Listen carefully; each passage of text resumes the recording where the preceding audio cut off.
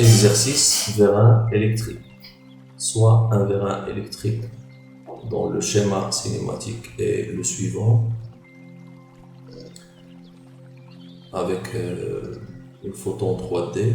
Donc on a un moteur électrique, donc le rotor du moteur électrique qui entraîne un pignon. Le pignon entraîne une vis couleur verte, voilà le pignon en 3D. Il entraîne une roue dentée liée à une vis. La vis est en liaison éliquidale avec avec l'écrou rouge, donc la rotation se transforme en translation de la charge M.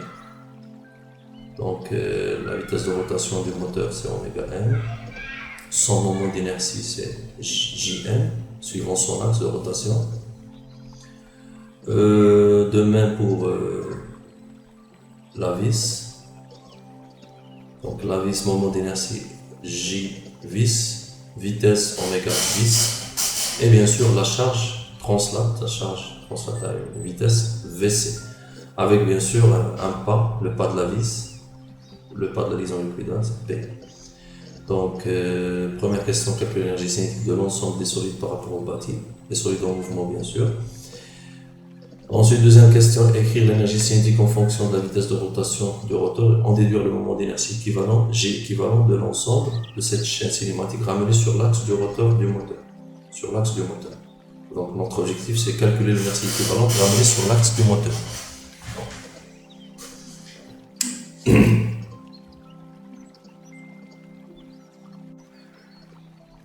Donc, première question.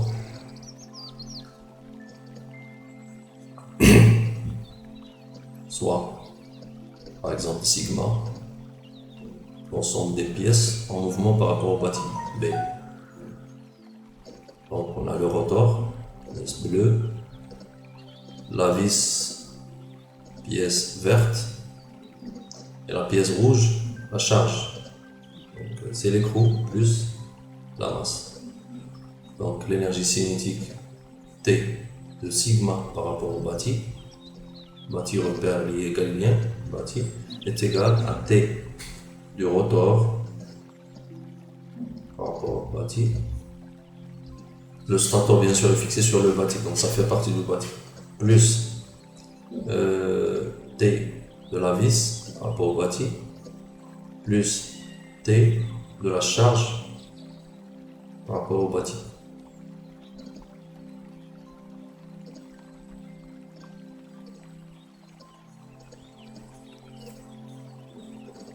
Avec T rotor par rapport au bâti égale, donc là c'est le rotor, la pièce bleue, donc une liaison pivot avec le bâti, donc axe de rotation fixe, c'est 1/2 moment d'inertie Jm oméga m au carré, car il s'agit d'un mouvement de rotation autour d'un axe fixe. Rotation autour d'un axe fixe.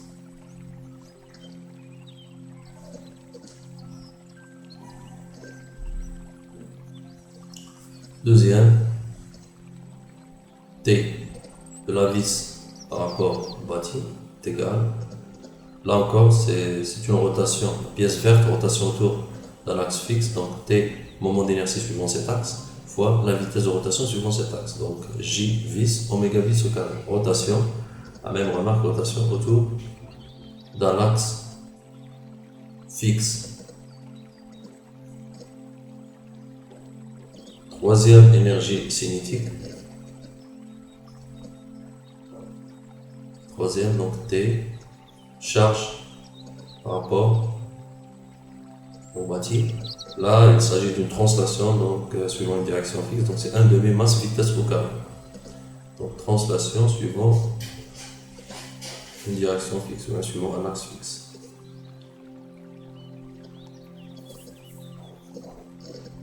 Translation suivant une direction.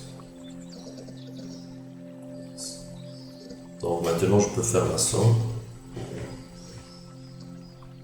Donc l'énergie cinétique totale est égale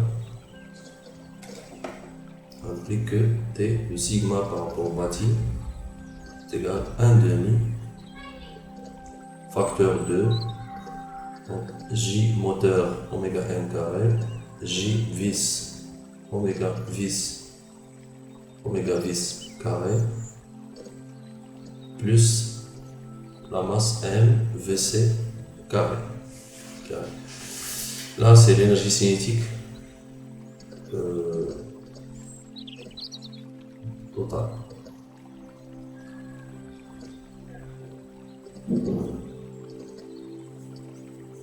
Donc, deuxième étape, une deuxième question.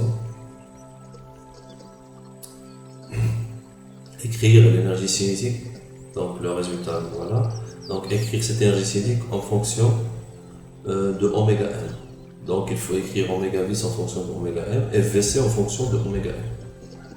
Donc on a donc dans la transmission par engrenage, oméga vis sur oméga m, donc oméga vis divisé par oméga m, c'est un engrenage extérieur est égal à moins le rayon m relatif au moteur divisé par le rayon relatif à la vis, ou bien tout simplement on peut mettre directement moins le nombre de dents sur le nombre de dents. Donc R est égal, c'est la reproduction, on va le remplacer par ρ. Donc c'est déjà donné, c'est ρ. Donc oméga vis est égal à ρ oméga m.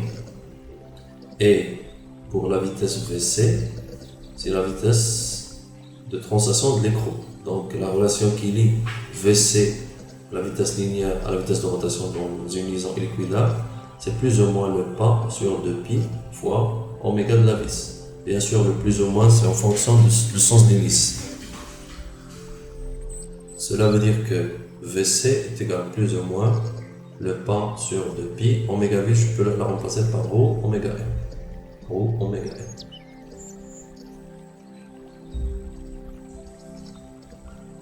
Alors je remplace tout ça dans la formule et ça me donne l'énergie cinétique.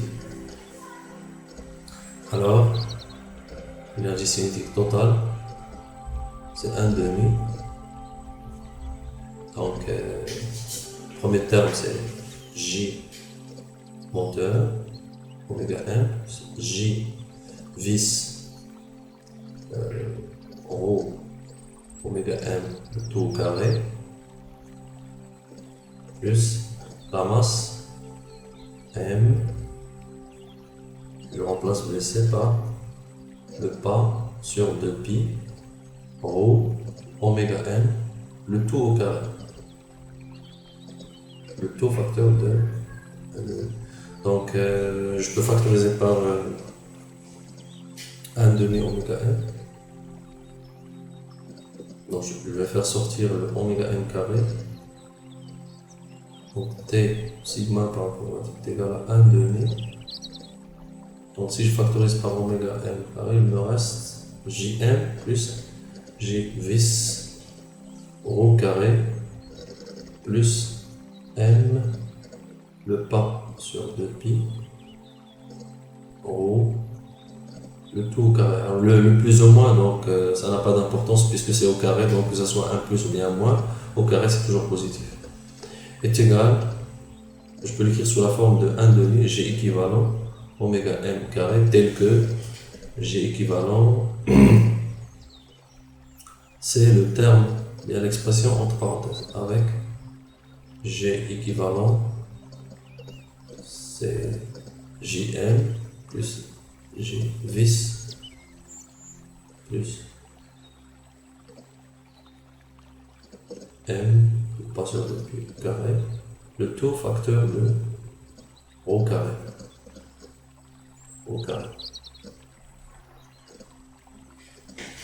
Ça, c'est le moment d'inertie équivalent.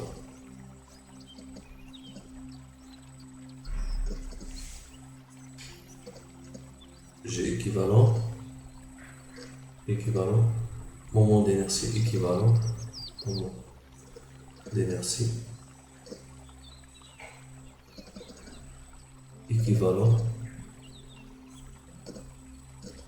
ramené sur de l'ensemble en mouvement, de l'ensemble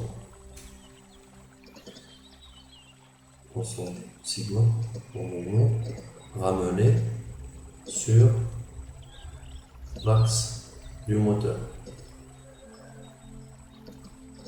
Voilà, donc on a répondu à la question. On passe maintenant à un deuxième exercice. Ce sera toujours la même question. Un autre exemple, toujours la même question. Donc soit un système de convoyage à bande transbordeuse dont le schéma de principe est donné ci-dessous, en 3 dimensions. Donc vous avez un moteur, la pièce rouge, donc moment d'inertie Jm, vitesse de rotation oméga m, le pignon moteur c'est Rm, le rayon c'est Rm, il entraîne un pignon récepteur ou bien une roue réceptrice R1 qui entraîne un système polycourant. Donc moment d'inertie G1, vitesse oméga 1. Le système polycourant permet de faire translater une charge de masse m à la vitesse Vc. Et bien sûr, puisque les roues motrices et réceptrices du système polycourant sont les mêmes, donc la vitesse de rotation sera la même. Mais le moment d'inertie, bien sûr, de la roue, de la deuxième roue, c'est J2, différent de J1.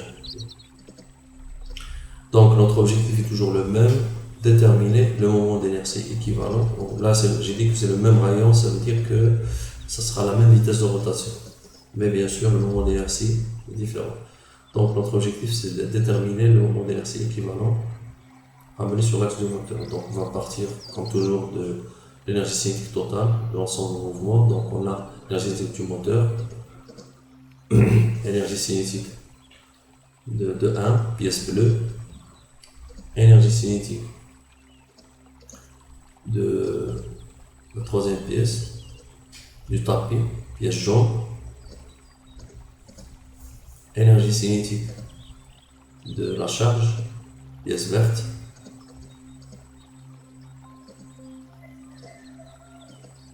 et enfin énergie cinétique de la poulie réceptrice 2, par rapport à la poulie motrice 1, poulie réceptrice 2. Voilà, 2. Or, on avait dit que le tapis a une masse négligée, donc son énergie cinétique est nulle. Maintenant, on va calculer les différentes énergies cinétiques. Donc, T du moteur par rapport au bâti est égal à rotation autour d'un axe fixe, donc ce sera 1 demi moment d'inertie Jm oméga m carré. Moment d'inertie de 1 par rapport au bâti, la même chose, rotation autour d'un axe fixe, donc 1 demi moment d'inertie G1 oméga 1 au carré. T de la charge par rapport au bâti, là c'est une translation suivant une direction fixe, donc ce sera 1 demi masse vitesse au carré, donc m vc carré. Et enfin T de la poulie réceptrice 2 par rapport au bâti, c'est 1 demi moment d'inertie de J2 oméga 1 au carré, c'est la même vitesse puisque les deux rayons sont les mêmes, donc le système polycourant même rayon, donc même vitesse. Alors maintenant, comme toujours, comme dans le premier exercice, il faut écrire l'énergie cinétique en fonction de la vitesse du moteur, oméga m, des rotations du moteur. Donc je peux écrire le résultat final comme étant T de sigma par rapport au bâti est égal Jn oméga 1 carré plus J1 oméga 1 J1 G2 puisque c'est le même oméga, donc J1 G2 facteur de oméga 1 au carré plus M Vc carré. Donc il faut écrire oméga 1 et Vc en fonction de oméga m. Voilà. Deuxième question. On a donc dans la transmission par engrenage, on a oméga 1 divisé par oméga m est égal à moins Rm sur R1 est égal à K, une constante K, donc rapport de réduction.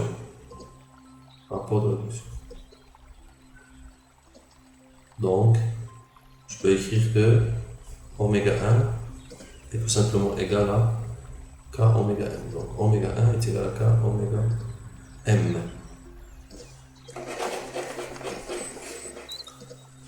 Pour le deuxième terme, VC, donc je sais que VC est une vitesse linéaire, donc la relation avec la vitesse de rotation c'est R oméga, donc c'est R oméga 1. Donc vue de face du système, donc la poulie 1 par exemple, il y a la poulie 2, son rayon c'est R, et sa vitesse de rotation c'est oméga 1, donc la relation entre VC et oméga 1 c'est le rayon fois oméga 1, ça reste simple. Voilà, je peux remplacer tout ça. Et bien sûr, oméga 1 aussi, je dois la remplacer par K oméga 1. Donc c'est égal à K 1 fois K oméga 1. Alors je remplace dans la formule de l'énergie cinétique.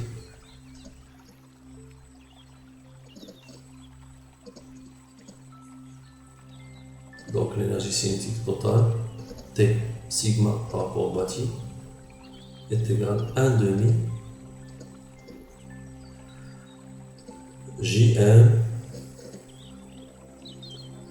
oméga m carré plus J1 plus J2 et je remplace oméga 1 par K oméga m. Donc K oméga m, le tout au carré. Carré, plus la masse m, je remplace Vc par R K oméga m. R K oméga m, le tout au carré. Dans la parenthèse. Là, je peux factoriser par oméga m. 1 demi Jm plus J1 plus J2 facteur de K carré plus M R carré K carré K carré dans la parenthèse fois oméga m au carré. Alors là, c'est sous la forme de 1 demi G équivalent oméga m carré tel que j'encadre le résultat. Donc ça c'est l'expression en fonction de oméga m. Et en même temps, je peux écrire que J équivalent, c'est le moment d'inertie équivalent. C'est équivalent.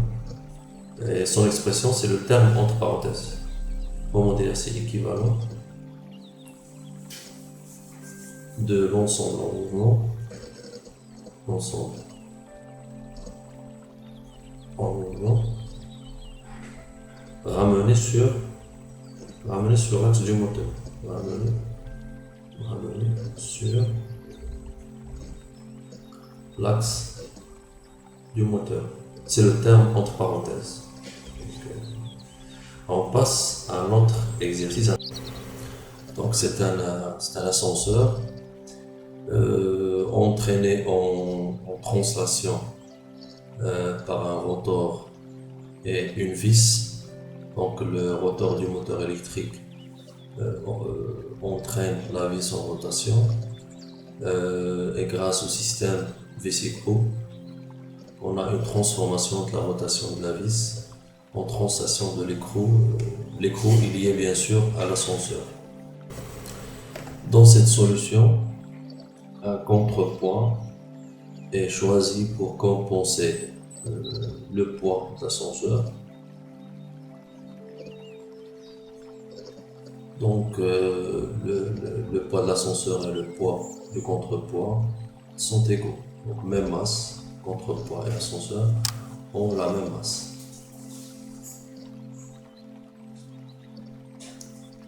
Une courroie crantée,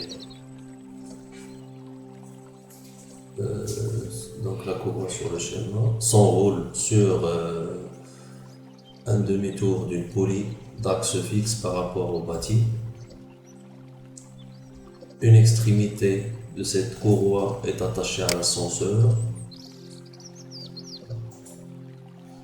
Voilà, donc attachée à l'ascenseur, alors que l'autre extrémité est attachée au contrepoids.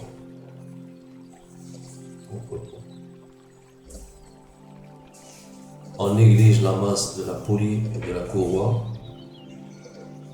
Et le système isolé sera le système en mouvement, c'est-à-dire le rotor du moteur. Voilà, plus la vis, donc rotor plus vis sur le même axe. Ensuite, l'ascenseur, le système polycourroie, la courroie et la poly. Et enfin, le contrepoids. Donc ça, c'est le système en mouvement par rapport au repère galiléen RG. Donc l'objectif, c'est de déterminer l'énergie cinétique de ce système isolé. Et ensuite, voilà, on va l'appeler sigma par exemple, ce système isolé. Et on va écrire l'énergie cinétique sous la forme de 1 demi masse ME V carré pour qu'on puisse déterminer ce qu'on appelle la masse équivalente. Et après, on fera une application numérique puisque on vous a donné ici les différentes valeurs de la masse. Donc, on aura besoin de la masse. C'est égal aussi à la masse du contrepoids. Puisqu'on a dit que le contrepoids compense la masse, donc de même masse. Sens des vis, de telle sorte que la vis tourne dans le sens positif, l'ascenseur se déplace dans le sens positif, le pas de la vis, le moment d'inertie de la vis et le moment d'inertie du rotor. Donc on va commencer par la détermination de l'énergie cinétique de l'ensemble sigma en mouvement. Donc on a EC est égal de sigma par rapport à RG est égal à 1 demi. Bien d'abord, on va décomposer en plusieurs énergies cinétiques en fonction des différents éléments qu'on a déjà cités. Donc, on a l'énergie cinétique du rotor par rapport à RG, plus l'énergie cinétique de la vis par rapport à G, plus l'énergie cinétique de l'ascenseur bleu par rapport à RG, plus l'énergie cinétique de la poly par rapport à RG, plus l'énergie cinétique de la courroie par rapport à RG, et enfin plus l'énergie cinétique du contrepoids par rapport à RG. Or, on a déjà dit que la courroie et la poulie ont des masses négligeables, donc on peut annuler leur énergie cinétique, donc l'énergie cinétique nulle. Alors, il nous reste les 4 éléments en mouvement. Donc l'énergie cinétique de sigma par rapport à RG est égale à, pour la première, pour le rotor, c'est 1 demi. Moment d'inertie du rotor. Donc, J M, bien G rotor, G du moteur, oméga carré, vitesse de rotation du rotor plus vis. Ensuite, plus moment d'inertie de la vis. Donc là, la vitesse de rotation, c'est oméga, c'est la vitesse de rotation de la vis, mais c'est aussi la vitesse de rotation du rotor du moteur. Ils sont montés sur le même axe. Donc J vis fois oméga, et ensuite fois la masse de l'ascenseur fois la vitesse linéaire, V carré, fois la masse du contrepoids fois la vitesse linéaire de translation. Donc, puisque la masse du contrepoids et la masse de l'ascenseur sont les mêmes. Donc même masse NF. Donc puisqu'on va écrire le résultat en fonction de la vitesse linéaire, donc on peut d'abord écrire, donc d'autre part, on a la vitesse linéaire est égale à plus ou moins le pas de la vis sur 2π fois oméga. Donc ça c'est la relation dans une liaison équidale.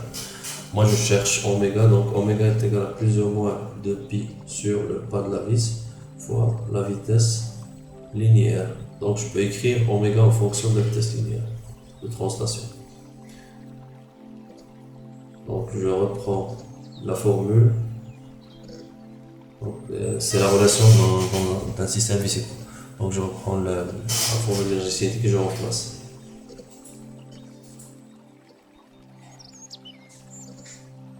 alors l'énergie cinétique EC de l'ensemble par rapport à G est égal à 1 demi J rotor plus J vis, le tout facteur de oméga carré. L'oméga carré, je vais la remplacer par 2pi sur le pas de la vis multiplié fois V carré. Alors le plus ou moins, ça n'a aucune importance puisque c'est au carré, donc c'est toujours positif, plus 2mV carré. Ensuite, je peux écrire que c'est 1 demi M équivalent V carré, avec bien sûr, avec M équivalent, c'est le terme, après avoir factorisé par V carré, donc le terme, ça sera J rotor, bien je commence par la masse, donc 2M,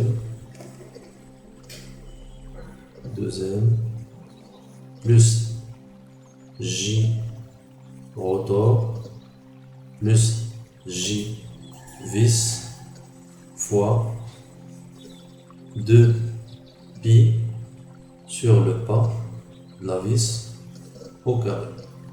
Pas de la vis au carré, voilà. Donc ça, c'est la masse équivalente. Alors, ensuite, application numérique. Donc, en tenant compte des valeurs qu'on a données, donc on peut calculer la valeur numérique de la masse équivalente. C'est égal à 677 kg.